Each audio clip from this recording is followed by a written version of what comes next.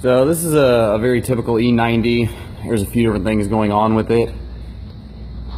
Once you look up here, you can see that oil pan leaking pretty heavily.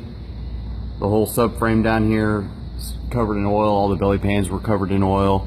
This is a pretty expensive job. A lot of people get a little upset at how much it costs, but I really wanted to show what all goes into this.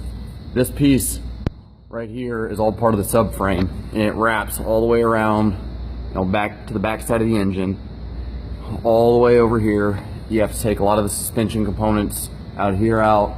Motor mounts come out. You actually have to support the engine from the top in order to get this thing out.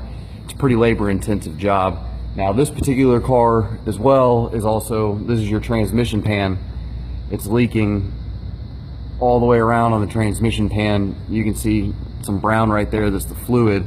And what's happening is right there where the flashlight's shining, that's your electrical connector that has what's called a cup seal that starts to leak. In order to do that, you actually have to complete the transmission service on this, as well as removing that cup seal. The majority of that cost is actually the parts for the transmission fluid. BMW charges $29 a quart for this fluid. It takes quite a bit. But again, just wanted some people to see kind of the common things that go on with this and why it costs so much and why it's so labor intensive. So at least maybe you'll understand a little bit more, why it is that we have to do what we do whenever we're fixing your car.